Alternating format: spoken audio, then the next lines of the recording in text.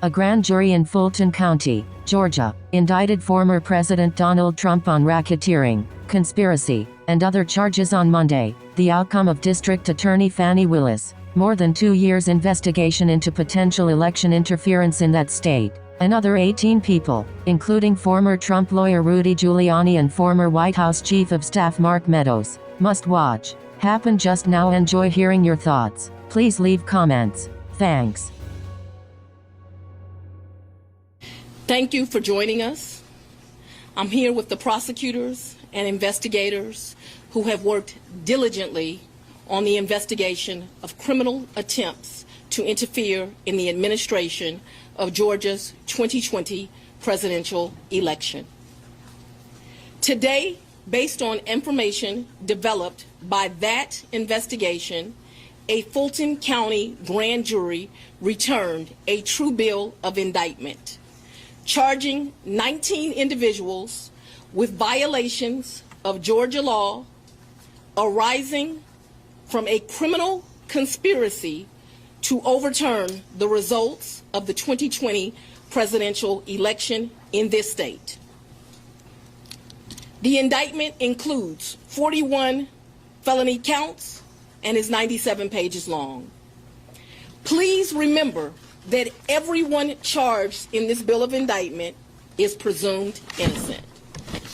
Specifically, the indictment brings felony charges against Donald John Trump, Rudolph William Louis Giuliani, John Charles Eastman, Mark Randall Meadows, John Cheeseborough, Jeffrey Clark, Jenna Lynn Ellis, Ray Stallings Smith III, Robert David Cheeley, Michael A. Roman, David James Schaefer, Sean Micah Tresher Steele, Stephen Cliffgard Lee, Harrison William Prescott Floyd, Travion C. Cootie, Sydney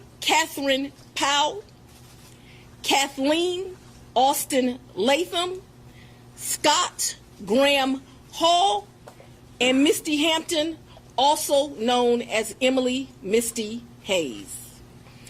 Every individual charged in the indictment is charged with one count of violating Georgia's Racketeer, Influenced, and Corrupt Organizations Act through participation in a criminal enterprise in Fulton County, Georgia, and elsewhere to accomplish the illegal goal of allowing Donald J. Trump to seize the presidential term of office beginning on January 20th, 21. Specifically, the participants in association took various actions in Georgia and elsewhere to block the counting of the votes of the presidential electors who were certified as the winners of Georgia's 2020 general election. As you examine the indictment, you will see acts that are identified as overt acts and those that are identified as predicate acts, sometimes called acts of racketeering activity.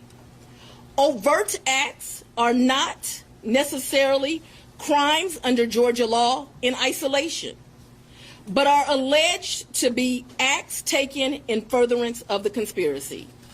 Many occurred in Georgia, and some occurred in other jurisdictions and are included because the grand jury believes they were part of the illegal effort to overturn the results of Georgia's 2020 presidential election. The acts identified as predicate acts or acts of racketeering activity are crimes that are alleged to have been committed in furtherance of the criminal enterprise. Acts of racketeering activity are also charged as separate counts in the indictment against those who are alleged to have committed them. All elections in our nation are administered by these states, which are given the responsibility of ensuring a fair process and an accurate counting of the votes.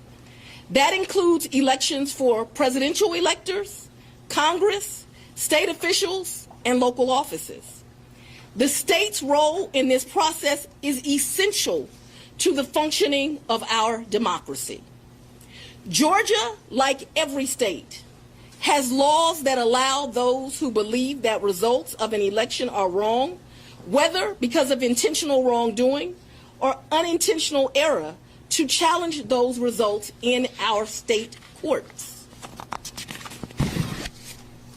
The indictment alleges that rather than abide by Georgia's legal process for election challenges, the defendants engaged in a criminal racketeering enterprise to overturn Georgia's presidential election result. Subsequent to the indictment, as is the normal process in Georgia law, the grand jury issued arrest warrants for those who are charged.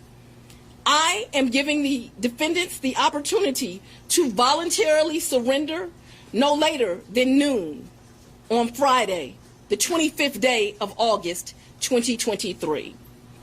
I remind everyone here that an indictment is only a series of allegations based on a grand jury's determination of probable cause to support the charges. It is now the duty of my office to prove these charges in the indictment beyond a reasonable doubt at trial.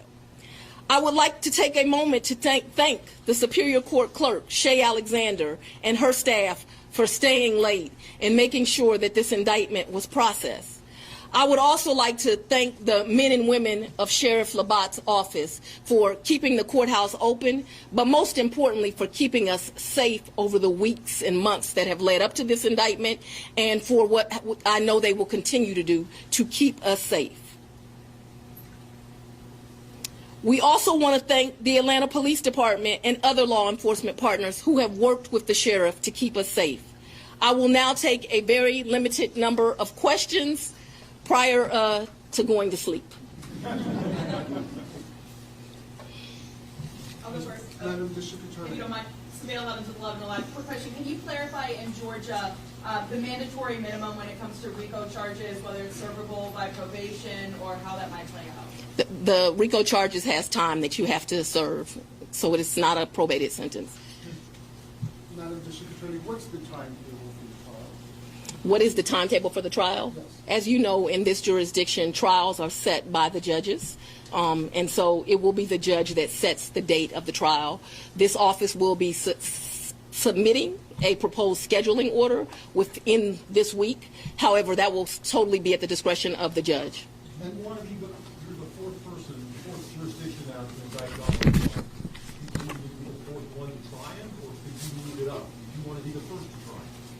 I don't have any desire to be first or last. I want to try him and be respectful for our sovereign states.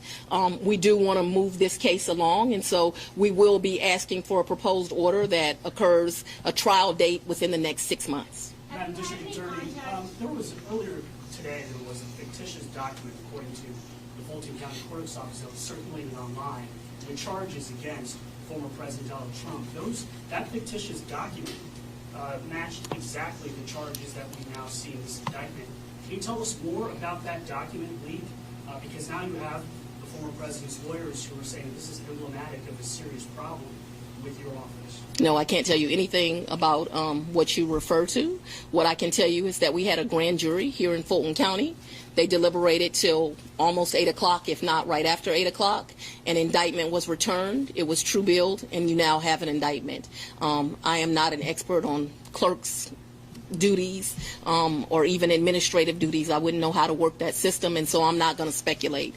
Next question. Have you had any contact with the special counsel about overlap between these cases, and do you intend to try all of these defendants together?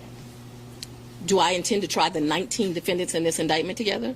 Yes. And have you had any contact with the special counsel about the overlap between this indictment and the federal indictment? I'm not going to discuss our investigation at this time. I'm going to take... The arguments I make decisions in this office based on the facts and the law. The law is completely nonpartisan. That's how decisions are made in every case. To date, this office has indicted, since I've been sitting as a district attorney, over 12,000 cases. This is the 11th RICO indictment. We followed the same process. We look at the facts, we look at the law, and we bring charges.